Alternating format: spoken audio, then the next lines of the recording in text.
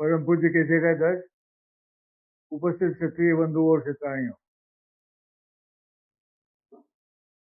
2 सप्ताह पहले अपन ने जो कार्यक्रम किया था उससे पहले कुछ लोगों ने ये कहा था कि वो 3 धर्म के बारे में बात स्पष्ट नहीं हो रही है, लोग ठीक प्रकार से समझा नहीं पा रहे हैं। तो इसके विषय में कुछ बताना कि उस रोज टाइम खत्म हो गया और वो विषय रह गया, इसलिए आज वहीं से हम शुरू करते हैं। गीता में जो 3 धर्म बताए हैं क्षत्रियों के, वो क्या है और उनको कैसे हमें समझना चाहिए। जब कहीं पर भी जाति धर्म और कुल धर्म के बारे में कुछ नई विवरण मिला तो एक व्यक्ति जिसका सूक्ष्म शरीरों में संत है, उनके से संपर्क है, उससे कहा कि तू संत से पूछ। तो उन्होंने कहा कि एक वृक्ष के संदर्भ से इसको समझो। जब वृक्ष के संदर्भ में इसको समझने की कोशिश की तो बात सामने आ गई सारी। एक वृक्ष के 4 भाग होते हैं, एक जड़, एक तना, एक टहनियाँ और फिर पुष्प और फल। यही 4 भाग क्षात्र धर्म के हैं। इन चारों भागों पर समान रूप से काम किया जाए तब समाज शक्तिशाली बन सकता है। आज कहीं पर भी इन चारों भागों पर काम नहीं हो रहा और मैं लोग समझने की कोशिश करते हैं और अपने आप को समझदार सब एक पेड़ के जड़ और तना एक ही स्थान से निकलता है। जहां बीज अंकुरित होता है उसका एक भाग जमीन में चला जाता है, एक भाग पृथ्वी के ऊपर आ जाता है। ऊपर आ जाता है वो तना होता है, नीचे जाता है वो जड़ होती है। वो जड़ भी एक ही होती है जब वो पैदा होती है, लेकिन बाद में वो एक नहीं रहती, उसमें कितनी शाखाएं फूट जाती हैं। ध्यान से समझने की बात है, तने में शाखाएं नहीं फूटती, तना तो एक ही रहता है, तने के ऊपर शाखाएं फूटती हैं। और जड़ है वो जहां से शुरू होती है उसके बाद थोड़े ही समय के अंदर उसके अंदर से शाखाएं विकसित होने लग जाती हैं। ये छात्र धर्म का जो वृक्ष है, उस छात्र धर्म के वृक्ष के अंदर जो जड़ें हैं वो क्या है, हमारी आधना और साधना पद्धति जो गुप्त है। आप उपनिषद पढ़ोगे तो उपनिषदों में लिखा हुआ है कि एक क्षत्रिय कहता है कि उसके ब्राह्मण वर्ण का आदमी उससे पूछता है प्राण की साधना के बारे में, तो वो कहता है कि आज तक ये ज्ञान क्षत्रियों के अलावा किसी दूसरे के पास नहीं गया, इसीलिए उन्होंने करोड़ों वर्ष तक इस संसार के ऊपर राज किया।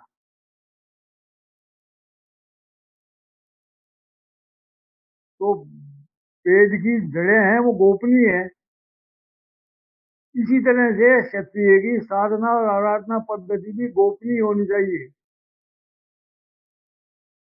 दूसरों को अपनी बात समझाने का प्रयत्न करना विवेकशील कार्य नहीं है। हमें अपनी बात समझनी है, अपनी पद्धति सीखनी है। क्यों नहीं सीखनी है, दूसरे को बतानी है, वो सीख करके पारंगत नहीं हो सकता उसको। और जब पारंगत नहीं होगा तो उसको उसका लाभ भी नहीं मिल सकता। हमारी साधना और आराधना पद्धति के अंदर हम ही पारंगत हो सकते हैं, दूसरा नहीं हो सकता। कृष्ण भगवान ने गीता में कहा है कि श्रेया नाम सधर्मो विगुण पर धर्मो भयावह है। तेरा धर्म है, उसी से तेरा कल्याण होगा। दूसरे के धर्म के अंदर तू जाएगा तो तेरा विनाश हो जाएगा। अपना धर्म, अपने संस्कृति को हमें समझने की कोशिश करनी चाहिए। दूसरों की तरफ हमको नहीं दौड़ना चाहिए कि दूसरा क्या कह रहा है। इसलिए हम जब भी कोई धर्म की किताब पढ़ते हैं, आध्यात्मिक किताब पढ़ते हैं, इतिहास की किताब पढ़ते हैं, पहले ये देखेंगे लिखने वाला कौन है। लिखने वाला इसका क्षत्रिय है या क्षत्रियों का मित्र है अथवा क्षत्रियों का दुश्मन। उसी हिसाब से उस पुस्तक में लिखी हुई बात का हमको विश्लेषण करना चाहिए। आज हम हर इस किताब को तो पढ़ने लग जाते हैं और उसके गीत गाने लग जाते हैं। एक अंग्रेज शोधकर्ता भारत में आया, वो जयपुर में आया, उससे बात हुई, उससे पूछा कि आपने इस देश के अंदर सबसे अच्छी चीज क्या देखी, सबसे खराब चीज क्या देखी। उसने कहा कि मैंने सबसे अच्छी चीज ये देखी कि भारत में लोगों की मदद करने की कुछ इच्छा है, और सबसे ज्यादा राजस्थान में है। ये इस देश की अच्छाई है, ये इस प्रांत की विशेषता है। लेकिन खराबी क्या है, ये अपने बारे में कुछ नहीं जानते। कहते हैं कृष्ण भगवान ने ऐसा कहा, गौतम बुद्ध ने ऐसा कहा, रामकृष्ण परमहंस ने ऐसा कहा, गौतम बुद्ध, महावीर स्वामी और संतों के नाम गिना देते हैं और कहते हैं उन्होंने ऐसा कहा। उसने कहा कि तुम ये बताओ कि तुम क्या कहते हो, तुम्हें क्या अनुभव किया है। अगर आपने अपने जीवन में कुछ अनुभव नहीं किया तो आपने अपना जीवन भिखारी को। दूसरों की कही, दूसरों से सुनी बात हमारा कल्याण नहीं कर सकती। दूसरों से लिखी बात हम पढ़ें, दूसरों की कही बात हम सुने, लेकिन उसके अंदर हम घुसने की कोशिश करें और उसमें से सच्चाई निकालने की कोशिश करें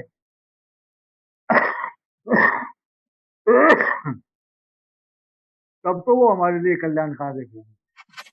और हम उसी के गीत गाते हैं, उससे हमारा कोई लाभ नहीं होता। वो खाने के समान है, दूसरे का खा करके फेंका हुआ है, उसको हम काट रहे हैं। जड़ है वो यही सिखाती है कि तुम सीखो अपने आप, दूसरों के आश्रित मत रहो।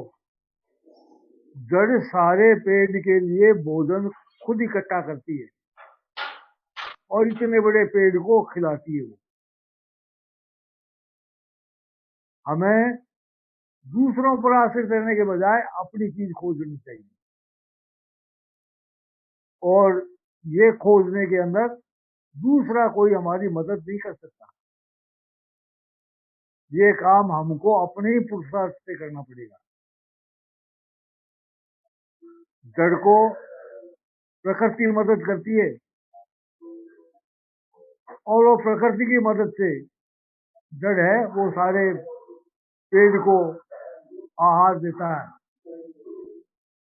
हम काम करेंगे तो प्रकृति हमारी मदद करेगी, हम काम नहीं करेंगे तो प्रकृति कहां से मदद करेगी। पेड़ होगा ही नहीं तो प्रकृति किसको खिलाएगी।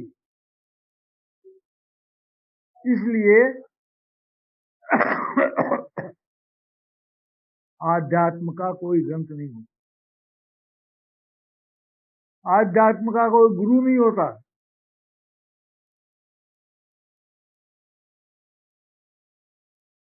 आध्यात्म खुद के रास्ता ढूंढना पड़ता है। गौतम बुद्ध का शिष्य आनंद ने कहा, मैं बहुत अशांत हूँ, मेरे को रास्ता दिखता नहीं, मैं क्या करूं, मेरे को रास्ता बताओ। गौतम बुद्ध ने कहा कि राजा जंगल के अंदर रास्ता भटक जाए, उसको रास्ता कौन बताएगा। आनंद ने कहा, उसको खुद को ही ढूंढना पड़ेगा। गौतम बुद्ध ने कहा, तेरे को भी खुद को ही ढूंढना पड़ेगा। हम आश्रय ढूंढते फिरते हैं, कोई हमारी मदद करे, कोई हमको रास्ता बताए, अगर रास्ता किसी के पास है ही नहीं। रास्ता अगर किसी के पास होता तो जड़ एक ही होती, उसमें से शाखाएं नहीं निकलती। हर आदमी के अपने पूर्व जन्म के संस्कारों के आधार पर उसका रास्ता है, उस रास्ते को उसे खोजना पड़ेगा और उस रास्ते पर उसको चलना पड़ेगा। ये हमको जड़ सिखाती है कि पराश्रित मतवम, तेरे अंदर वो शक्ति है कि तू अपना रास्ता खुद ढूंढेगा तो तेरे को रास्ता मिल जाएगा। उसके बाद आता है तना। ये हमारा शास्त्र धर्म का दिखता हुआ स्वरूप है। कृष्ण भगवान ने कहा क्षत्रिय के ये गुण है, सूर्यम तेजो दतिदाक्षम युद्धे चापलायनम दान में ईश्वर भाव शास्त्र कर्म स्वभाव। सूर्य, तेज, धैर्य, दक्षता, युद्ध से नहीं भागना, दान देना और ईश्वर भाव, ये सारे गुण मिलकर के पेड़ क्षत्रिय पेड़ का तना है। इन गुणों का उपार्जन कैसे किया जाए, ये शास्त्रों में लिखा हुआ है, लोग भी बताते हैं। लेकिन इसके आगे का जो भाग क्या है, आगे के बाद जाति धर्म और कुल धर्म, उसके बारे में हमको कहीं सुनने समझने को नहीं मिलता। कोई भी ये धर्म के प्रचारक लोग हैं, ये जाति धर्म और कुल धर्म के बारे में कुछ ही नहीं जानते, कुछ भी नहीं बता सकते। जबकि अर्जुन ने कहा, स्त्रियां अगर भ्रष्ट हो जाएंगी, युद्ध के अंदर पुरुषों का नाश हो जाएगा, तो जाति धर्म और कुल धर्म नष्ट हो जाएगा। जड़ वाला धर्म, साधना और आराधना पद्धति, और तने वाला धर्म, शौर्य, तेज, धृति, दक्षता, युद्ध से नहीं भागना और ईश्वर भाव, इन सब का उपार्जन करना पुरुषों का दायित्व है।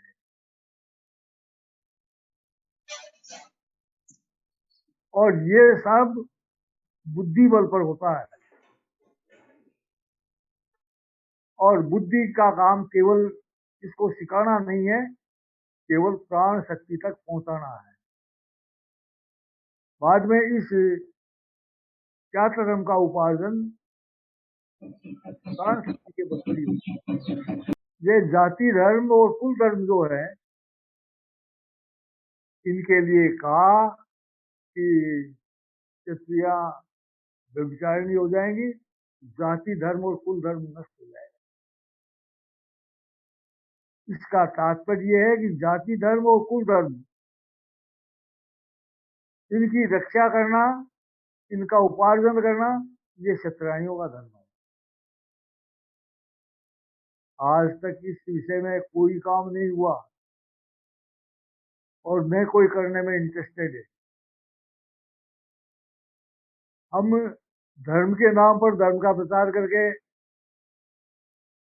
खाना चाहते हैं, धर्म के नाम पर कुछ।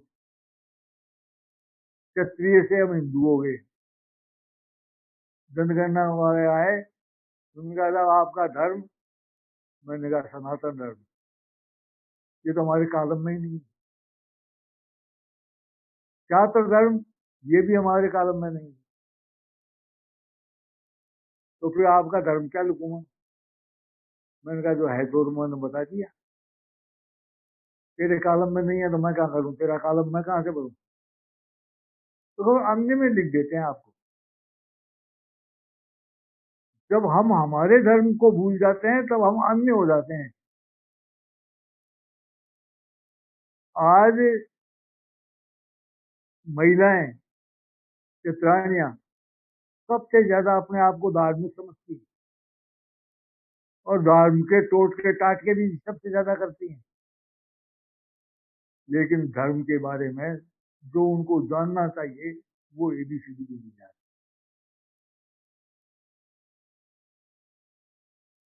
ये पेड़ के ऊपर से जो शाखाएं निकलती, ये भाव का खेल है। और भाव क्या होता है इसको हमें पहले समझना चाहिए, तब आगे की बात हम समझेंगे।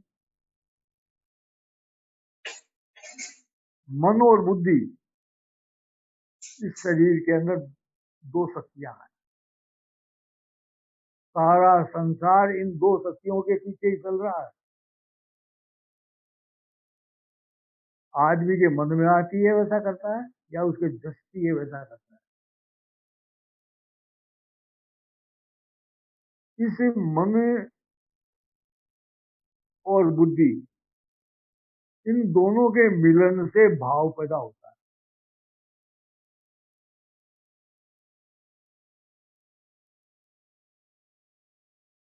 विदुर जी ने कहा, मित्र आदमी कब बनता है? जब उसका मन मिल जाए दूसरे से, या उसकी बुद्धि मिल जाए दूसरे से, विचार मिल जाए, तब भाव की उत्पत्ति होती है, तब उनमें प्रेम भाव पैदा होता है।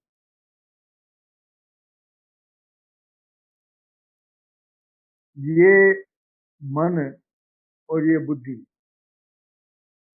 क्या चीज है, इसके बारे में हमको विचार करना चाहिए। हम सब ये समझते हैं कि पढ़ने से हमारी बुद्धि का विकास हो जाता है। पढ़ने से बुद्धि का विकास नहीं होता। पढ़ने से केवल जानकारी मिलती है, जिसको अंग्रेजी में नॉलेज कहते हैं, वो बढ़ती है, ज्ञान नहीं बढ़ता उससे। ज्ञान कहाँ से बढ़ेगा? एक संस्कृत का श्लोक है, यस्य नास्ति स्वयं प्रज्ञा शास्त्रम तस्य करोति किम, लोचनावान विनश्य दर्पणम किम करिष्यति। जिसके पास स्वयं की प्रज्ञा नहीं है, शास्त्र उसका क्या कर लेगा? उसको गीता पढ़ा दो, महाभारत पढ़ा दो, वाल्मीकि रामायण पढ़ा दो, उपनिषद पढ़ा दो, लेकिन उस पर कोई भी असर नहीं हुआ। आज लोग कहते हैं कि साहब आप कर क्या रहे हो, समाज में कोई काम होता ही नहीं दिख रहा है। क्यों नहीं होता दिख रहा है? लोचना व्याम भी से दर्पण, आंखें ही नहीं है तो कांच हमको क्या दिखा देगा? जब हमारे पास अपनी स्वयं की प्रज्ञा नहीं है, शिक्षा प्रज्ञा पैदा नहीं करती, शिक्षा नॉलेज पैदा करती है, जानकारी देती है। आज हमारा समाज प्रज्ञा विहीन हो गया, जानने की, सीखने की अभिलाषा नहीं है, इसी को प्रज्ञा कहते हैं। हम किताब पढ़ रहे हैं, किताब में लिख कर आया है उसको समझ रहे हैं, और उस ज्ञानी समझ रहे हैं अपने आप को। अरे किताब में लिखा है, ये तो किसी दूसरे की झूठन है। तेरा ज्ञान कहाँ से आ गया इसके अंदर? अगर इस किताब के अंदर ही ज्ञान होता, इतने वर्षों से गीता में लिखा हुआ है, क्षत्रिय राजर्षि होता है। क्षत्रिय को गीता में राजर्षि ही कहा है, और आज से 40-50 वर्ष पहले तक हम राजर्षि ही थे। जब से हम पढ़ गए हैं तो हम अपने आपको विद्वान समझने लगे। जब इनको ये समझ नहीं आती कि पढ़ने से ज्ञान नहीं मिलता, पढ़ने से केवल जानकारी मिलती है, ज्ञान को तो कमाना पड़ता है। आज से 40-50 वर्ष पहले था, जब ये छपने वाले कार्य छपना चालू हुआ, उसके पहले जब हाथ से चिट्ठियां लिखी जाती थी, निमंत्रण पत्र या किसी की मृत्यु की सूचना, तो उसमें राजश्री फलांस लिखा था, राजश्री ठाकर साहब फलाने जय गोपाल जी की बन। वो राज ऋषि गायब हो गया। ये गीता में कृष्ण भगवान ने क्षत्रिय के गुण नहीं बताए, राजर्षियों के गुण बताए। हर क्षत्रिय राजर्षि है। और जब हम राजर्षि हैं, तो दूसरे का अनुसरण करने के बजाय हमको दूसरों का मार्गदर्शन करने वाला होना चाहिए।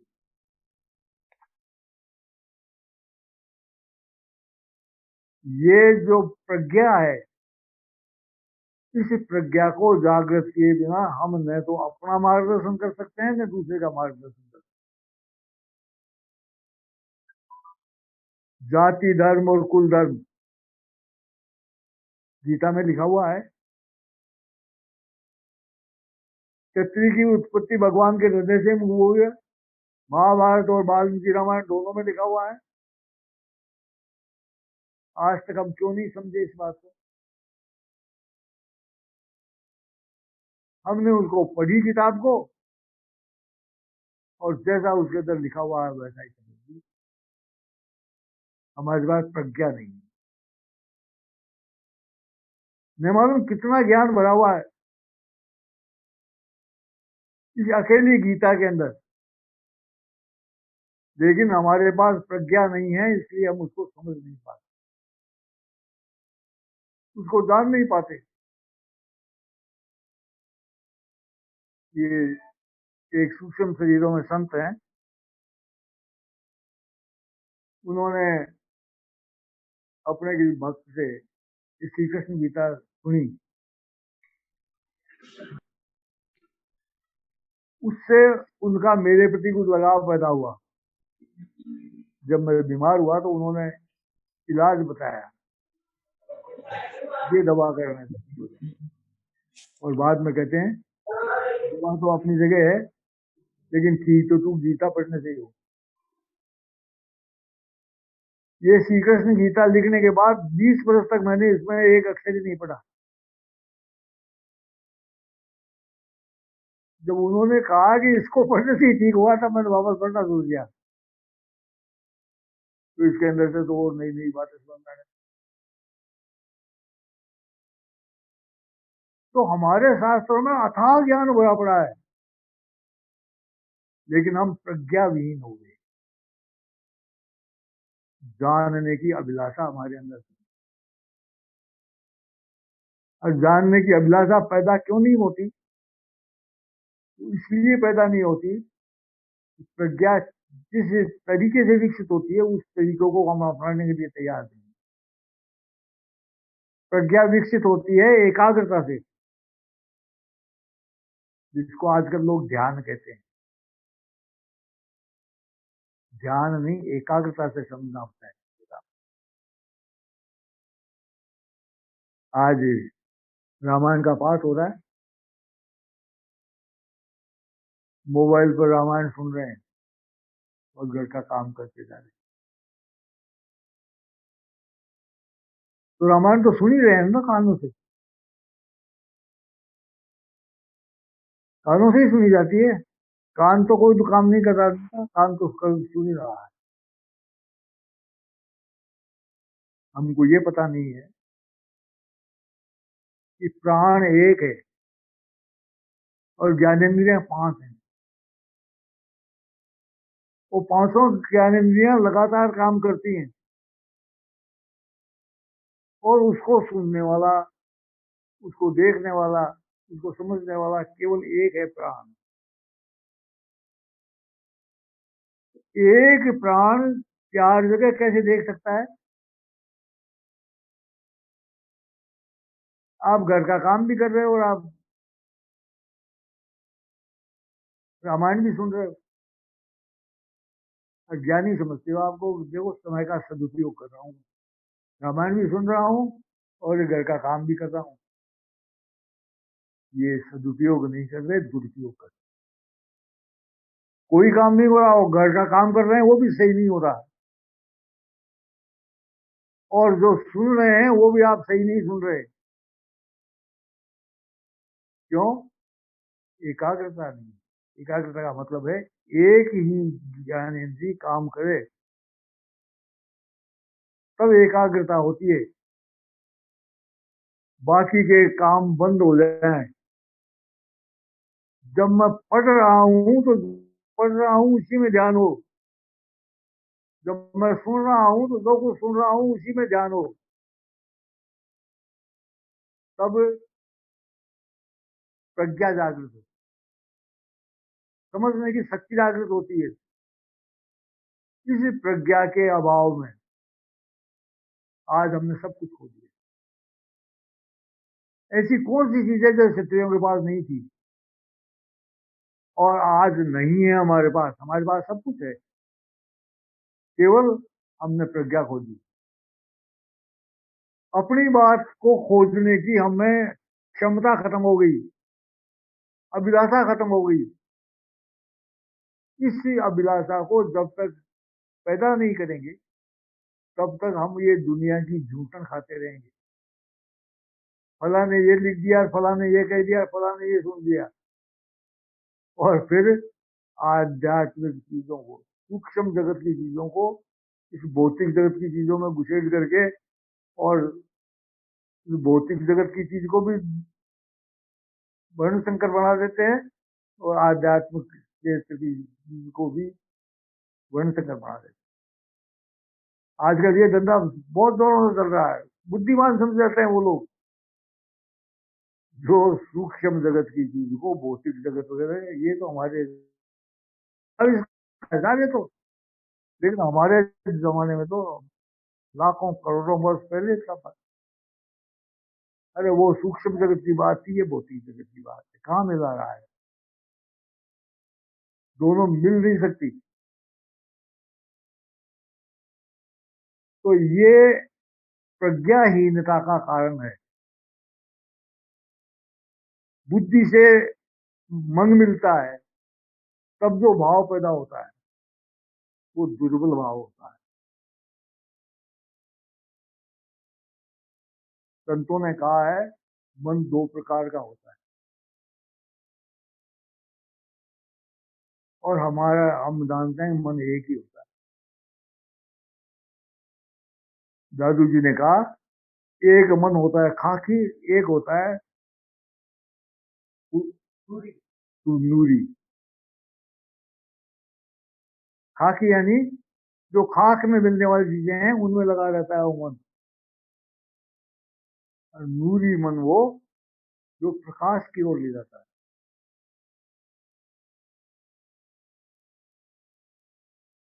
हमारी बुद्धि जो हमें केवल विश्लेषण करना सिखाती है वो खाकी बुद्धि है, और जो बुद्धि हमें प्रज्ञा सिखाती है वो दिव्य बुद्धि है।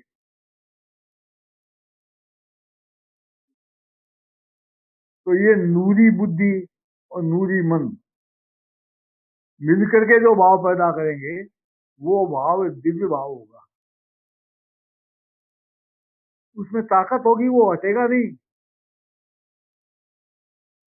और ये जो हमारी बुद्धि और मन है जिससे आज हम जो भाव पैदा करते हैं, ये मेरा बाप है, ये मेरा भाई है, मेरी पत्नी है, ये मेरा मकान है, ये सारा इतना कमजोर भाव है कि इसके अंदर कोई वैल्यू नहीं है।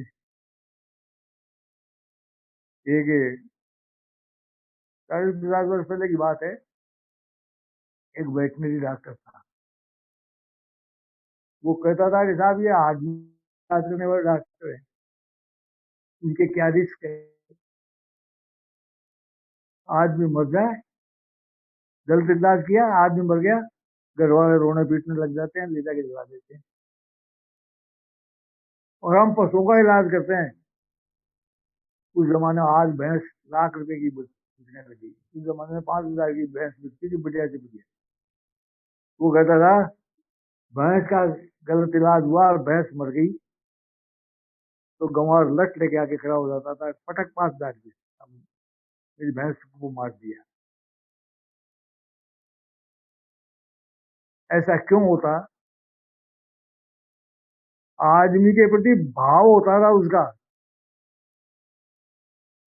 वो मरने के बाद भी उसके लिए उतना ही आदरणीय है जितना जिंदा था तब। आज क्या हो रहा है? आज आदमी मर जाए उसके बाद कोई आदर होता है क्या उसका? जैसे भैंस के लिए लठ मार करके पैसे वसूल करना चाहता था, ऐसे आज अपने बाप को, भाई को, पत्नी को, माँ को सड़क पर पटक करके कहते हैं पैसे दो, तब उठाएंगे इस लाश को। ये क्यों हो गया? ये हमारा पास जो आज भाव है, जो बजारू भाव है, जो बुद्धि और मन, जो दोनों ही खाकी हैं, उनसे बना हुआ भाव है। यदि दिव्य बुद्धि और दिव्य मन से बना हुआ भाव होता तो आज हमारी ये गति नहीं होती, आज बिखराव नहीं होता। आज घर से हमारा मोह नहीं, गांव छोड़ दिया, ये सब आगे जयपुर में बस गए, जोधपुर में बस गए, हिंदुस्तान के शहरों में बस गए, और अब यहाँ मकान बनाते हैं, उसके लिए कहते हैं ये तो हमारा है। अरे तू गांव में छोड़ गया, वो ही तेरा नहीं हुआ, तो ये मकान तेरा कैसे हो गया? हमने शिवभोग सिंह जी है, मैं तो नहीं। उनका लड़का बैंगलोर में रहता है, वो गांव छोड़ के आके जयपुर में मकान बनाया, जयपुर में बस के। अब वो कहता है मैं तो बैंगलोर में बसूंगा। आप ऐसा करो, ये मकान बेच करके मेरे को पैसे दे, आपको किराए पर मकान ले देता हूँ, तुम किराए के मकान में रहो और मैं अपने मकान में बैंगलोर में रहूंगा। वो किराया दे रहा है और वो पिताजी किराए के मकान में रह रहे हैं, और वो बैंगलोर में अपना मकान में लगा है। अब कहाँ है उनका मकान? कुछ भी नहीं है जब तक अपनापन नहीं है। हम हर चीज को छोड़ सकते हैं, अपनी चीज को नहीं छोड़ सकते। जिस चीज को नहीं छोड़ सकते वो चीज अपनी है। और ऐसी चीज केवल ज्ञान के द्वारा, जिज्ञासा के द्वारा उसको क्या कहा, प्रज्ञा, प्रज्ञा के द्वारा ही हम उस स्थान को पहुंच सकते हैं जो हमारी है, जो दूसरे की नहीं हो सकती, उसको हम नहीं छोड़ सकते। उस चीज की प्राप्ति के लिए प्रज्ञा की आवश्यकता है, उसके लिए नूरी मन की आवश्यकता है। ये नूरी मन और प्रज्ञा हमको उस भाव तक पहुंचाती है जो भाव असली भाव। ये भाव हमको प्राण और आत्मा तक पहुंचाता है, और उस प्राण और आत्मा के मिलने से जो भाव पैदा होता है वो दिव्य भाव है। वो भगवान और भक्त को एक कर देता है। भगवान के बनाए हुए नियम को भगवान तोड़ देता है भक्त के लिए।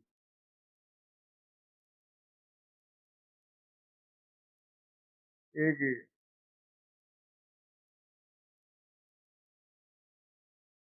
शंकर और पार्वती घूम रहे थे मृत्युलोक में, तो एक शेर था, उसके कोई औलाद नहीं थी, शंकर भगवान का बड़ा भक्त था। पार्वती जी ने कहा आपका ये भक्त है, इसको एक बेटा दे दो तो आपका क्या बिगड़ जाए। तो कह दे तो दूं मैं, लेकिन इसके भाग्य में लिखा ही नहीं है, मैं कहाँ से? तुमने कहा ठीक है भाई, भाग्य में नहीं है तो ये कहाँ से? थोड़े दिन बाद उस सेठ बैठा था, उधर से एक फकीर निकला। फकीर का मतलब पक्कड़। तो आवाज लगाए, एक रोटी में एक बेटा, दो रोटी में दो बेटे।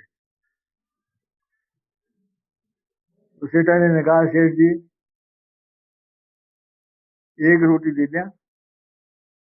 आपने कहा एक रोटी में खाएंगा तो? अरे कहते बावरी, वो शंकर भगवान ही के वो मार्ग में बोले, वो करा दे देखो। तो कहते एक रोटी में आपने बिगड़े खाई थी, जो बता दो। उसने एक रोटी दी थी, 10वें महीने उसके बेटा हो गया। नारद जी ने जाके पार्वती जी को कहा, चल देख, तेरे साथ भी कपट करते हैं शंकर भगवान, तेरे को भी कह दिया इसके भाग्य में नहीं है, बेटा नहीं हो सकता, और उसके बेटा खेल रहा है। पार्वती जी ने आगे कहा कि ये कैसे हुआ? शंकर भगवान ने अपना पेट दुखना का बहाना बना दिया, तड़पना बुरी तरह।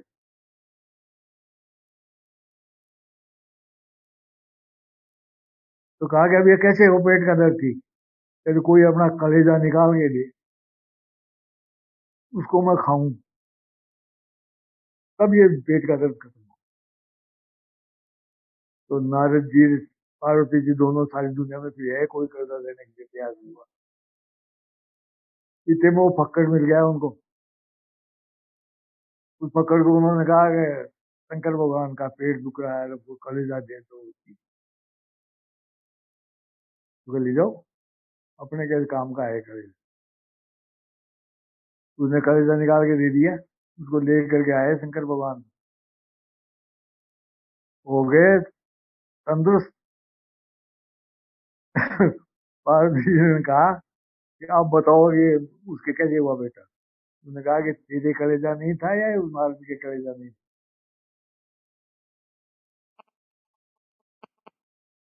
जिसने अपना कलेजा निकाल के दे दिया उसके लिए क्या नहीं हो सकता?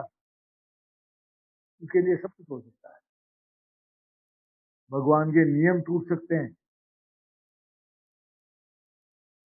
भगवान अपने नियम को तोड़ देगा, लेकिन उस भाव को जो आत्मा और प्राण के संयोग से बना है, उस भाव को तोड़ने वाला, उसकी अवहेलना करने वाला संसार में कोई नहीं मिलेगा। सारे आप शास्त्र पढ़ लीजिए, सारा खेल उसी भाव के पीछे चल रहा है। ये भाव जाति धर्म को पैदा करता है, ये पहचान दिलाता है कि तुम इस जाति के हो, इस जाति के अनुसार रहो।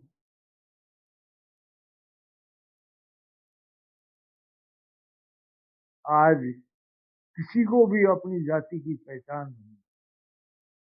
क्यों नहीं है? भाव ही नहीं है। आज नाई नाई का काम करना नहीं चाहता, धोबी धोबी का काम करना नहीं चाहता था, कुम्हार कुम्हार का काम करना नहीं चाहता। अपना काम हो, उसके प्रति लगाव नहीं है, तो वो अपना काम कैसे हुआ?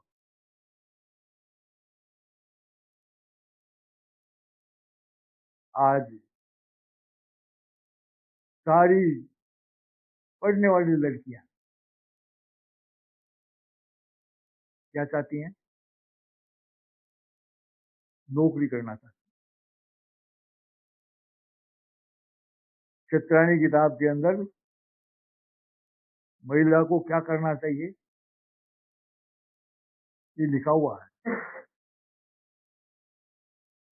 और कम से कम 40-50 हजार किताबें तो बिक चुकी। एक भी महिला ऐसी नहीं है जो उसमें बताए हुए संस्करण से,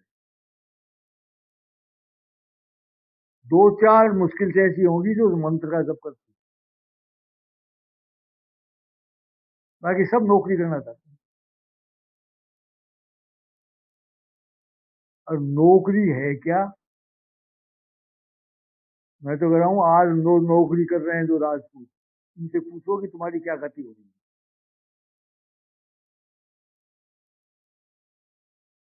जब उन पुरुषों की दुर्गति है तो तुम्हारी सदगति कहां से होगी?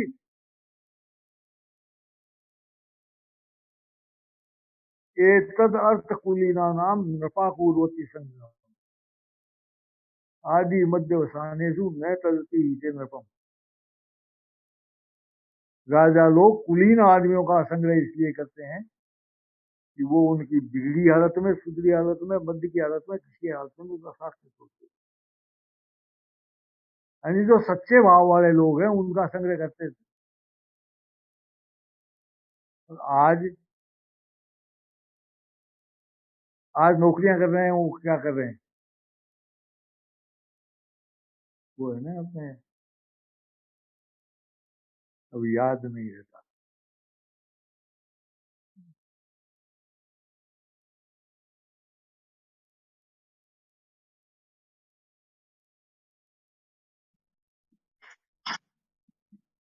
ये आदमी जो काया को कौन कौन जलाते रहते हैं?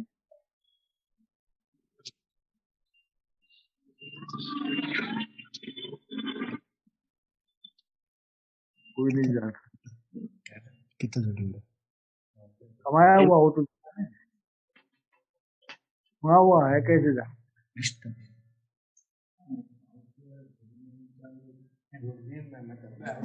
कुग्राम वासो च कुलीन सेवा कुभोजनम क्रोधमुखी च भार्या बिना अग्नि संग। ये 6 चीजें हैं जो बिना अग्नि के इस काया को जलाती हैं। कुग्राम वासो, खराब पड़ोस वाला गांव, जिसका आपके पड़ोसी खोते हों तो आपकी काया जलती रहेगी। कुलहीन सेवा, जो किए हुए उपकार को नहीं मानता वो कुलहीन है।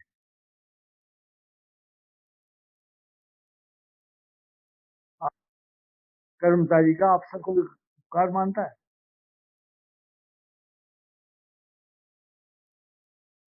आज से 50 वर्ष पहले ऐसे अफसर थे जो कहते थे तुम्हारी सिफारिश से मानो, अफसरों की मानो, नेताओं की मानो, उनके कुछ भी काम करो। 10% आदमी काम करने वाला है, इसका किसी ने बिगाड़ किया तो हमारे से बुरा किसी को मत मानो। ये कुलीनता है, काम करने वाले की इज्जत करना। और कुलीनता है काम करने वाला उपकार माने जिसको काम दे रहा है उसका।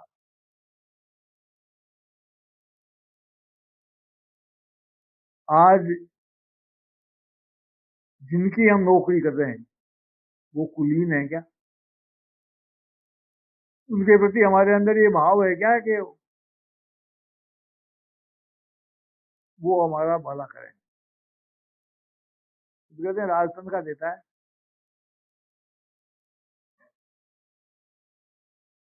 एक जयपुर रियासत में एक आईजी था यंग, उसने एक हेड कांस्टेबल को किसी ड्यूटी पर भेजा। पीछे से उसका भाई का मोटर से एक्सीडेंट हो गया। जब यंग को पता पड़ा कि मैंने भेजा है जिस हेड कांस्टेबल को, उसके भाई का एक्सीडेंट हो गया, हॉस्पिटल गया, वो बेहोश था। सुबह 4 बजे उसको होश में आया, तब वो हॉस्पिटल से उठ करके आया। ये है कुलीनता।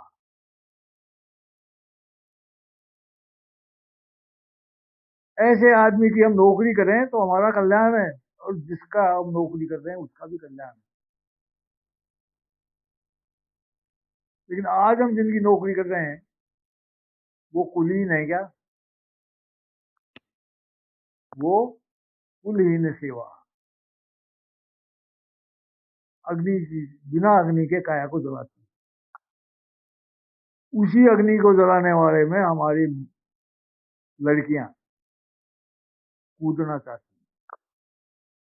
पहले सत्य के बल पर आग में कूदती थी, और आज असत्य के आग में कूदने के लिए तैयार, सारी की सारी एक ही एक। और घर वाले भी ये चाहते हैं कि नौकरी करें, नौकरी लग जाएगी तो वो बिना टीका टमका के कैदी हो जाएगी। तो ये हमारा जो स्तर है वो इतना गिर गया है कि सच्चाई और अच्छाई को हम सोचने और समझने के लिए तैयार नहीं। जब तक इस भाव को, जो असली भाव है, उस तक हम नहीं पहुंचेंगे, तब तक उस ऊंचाई तक नहीं पहुंच सकते जिस ऊंचाई तक हमारे समाज की चतरानियां थी।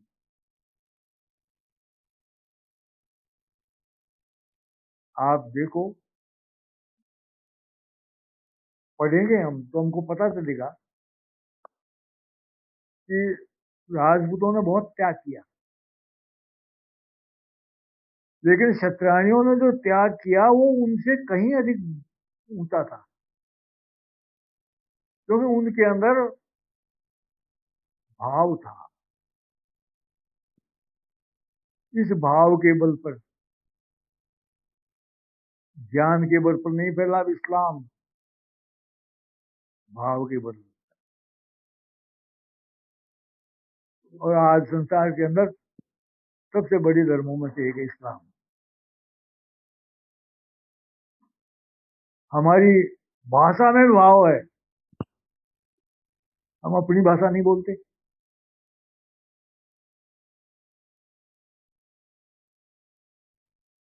बेटों को पढ़ाते हैं सेंट जेवियर में, मेयो कॉलेज में, जहां सबसे पहले शिक्षा ये देते हैं कि तुम घर के अंदर भी अंग्रेजी बोलोगे। अंग्रेजी में, हिंदी में कोई भाव नहीं है। हम अपने राजस्थान की बोली बोल रहे हैं, यूपी वाले यूपी की बोल रहे हैं, हरियाणा वाले हरियाणा की बोली बोल रहे हैं, महाराष्ट्र वाले महाराष्ट्र की बोली बोल रहे हैं। तो उसके अंदर उनका भाव पैदा होता है। जब ये चीन का हमला हुआ और वो डांगी रेडियो पर गाता था, लड़े सूरमा आज भी, और इतना पॉपुलर हुआ उसके वो गीत, हर आदमी सुनने के लिए ला रहते था, क्योंकि उसमें अपनी भाषा थी, अपना भाव था उसके अंदर, अपनी बोली, अपना पहनाव, अपने रीति रिवाज। ये परिवार को सिखाना महिलाओं का कर्तव्य है। ये जाति धर्म, इस जाति धर्म को जीवित रखा महिलाओं ने, लेकिन पिछले 25-30 वर्षों में घंटा बैठा दिया है सरकारी ने, सब कुछ बिगाड़ दिया उन्होंने। पहले वालों ने जितना सुधार के रखा, इन्होंने उससे दुगनी रफ्तार से उसको बिगाड़ना था। आज कुछ भी नहीं जानते लोग, बैठना नहीं जानते, उठना नहीं जानते, बोलना नहीं जानते, रीति नहीं जानते, रिवाज नहीं जानते। अखबारों में रोज पढ़ता हूँ, मरने वालों की सूचना छपती है, 90% गलत। विधवा औरतों के लिए लिखा हुआ होता है श्रीमती फला, पत्नी स्वर्गीय ठाकर साहब फला। अगर ठाकर साहब स्वर्गीय होगा तो वो श्रीमती जी कौन की होगी बात। आज का पढ़ा लिखा यही नहीं जानता कि पति मरने के बाद उसको माजी साहब कहते हैं। माजी साहब करने में इज्जत खराब होती है क्या? वो माँ की बन गई सबकी, जगत जननी बन गई। उस जगत जननी को तुम श्रीमती जी कह करके उसका मान बढ़ा रहे हो, गिरा रहे हो। श्री कृष्ण गीता छपी, एक पंडित जी ने उस पर बोल लिखी, क्या कहते हैं उसको, समालोचना। उन्होंने लिखा कि और तो सब ठीक है, लेकिन आपने सब जगह श्री कृष्ण लिखा है, तो भगवान कृष्ण लिख देते तो आपका क्या बिगड़ जाता। मैंने कहा ये बिगड़ जाता है कि मैं आई जी को एसपी कहूँ तो वो राजी होगा, नाराज होगा। जब नाराज होगा तो पर ब्रह्म को भगवान कहूँ तो पर ब्रह्म नाराज होगा, राजी होगा। और तुम डिग्रेड कर रहे हो राम जी को, तो भगवान कर रहे हो उनको, तो ब्रह्म थे। ब्रह्म ने मालूम कितने भगवान बना दिए।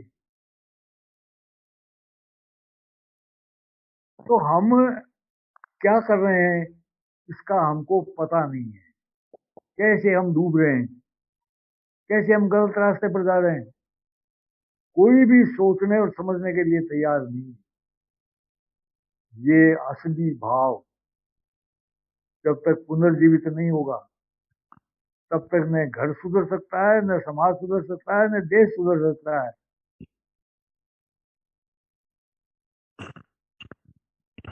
क्राइम बढ़ रहा है, नियमों को कठोर बना दो, सख्त बना दो, फिर क्या होगा।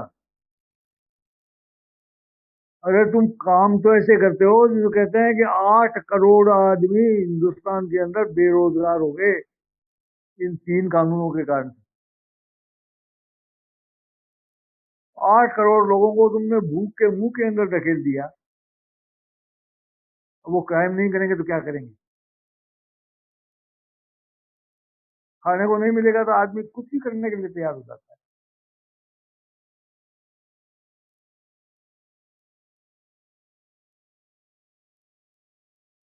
ऐसा इसलिए हो जाता है कि आज शासक के अंदर शासितों के प्रति कोई भाव नहीं है।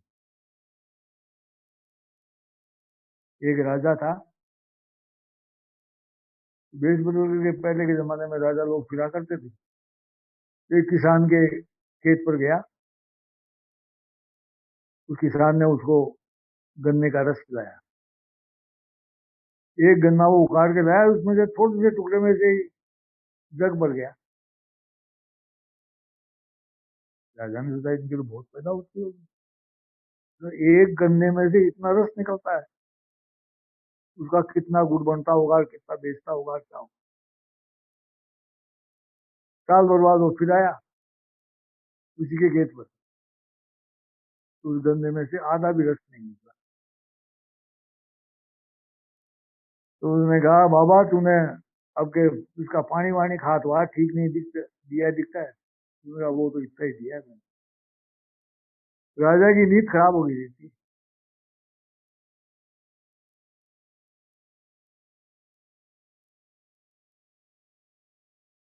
राजा के भाव का प्रजा पर असर होता है, प्रजा के भाव पर का राजा पर असर होता है।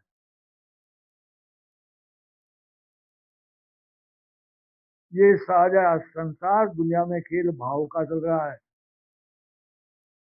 और इस भाव की हम उपेक्षा करके और केवल इस बुद्धि और दुनियादारी के पीछे डोलते फिर रहे हैं। इसमें हमारा कल्याण होने वाला नहीं है। तो ये जो पेड़ की शाखाएं हैं, ये भाव है।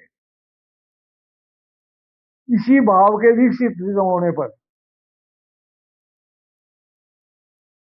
फिर क्या आता है, फूल और फल। फल तभी आएगा जब भाव के अंदर शुद्धता होगी। क्षत्रिय हमारे घरों के अंदर तभी पैदा होंगे जब हमारा भाव शुद्ध होगा।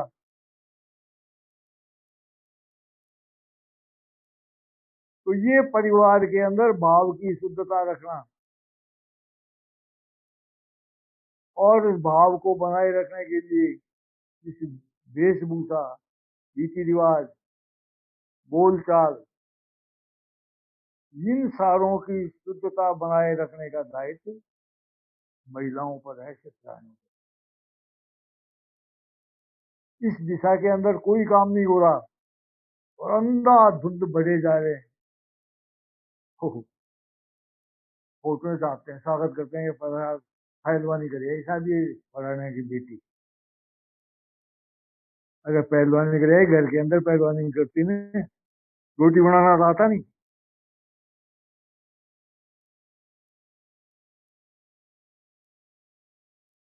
और पहलवानी करना सीख लें। अरे रोटी बनाने की पहलवानी करना हम सीख लो पहले। अगर ठीक प्रकार से रोटी बनाना महिलाओं को आ जाए तो सारा घर सुधर जाए। लेकिन सुधार की तरफ तो कोई बढ़ना ही नहीं चाहता। इस भाव के जगत को, इस शुद्ध बुद्धि की ओर बढ़ने की ओर का जो काम है वो दायित्व महिलाओं का है। और इसको आगे बढ़ाने का नाम ही जाति धर्म और कुल धर्म। अब बस इतना ही होगा आज तो। धन्यवाद।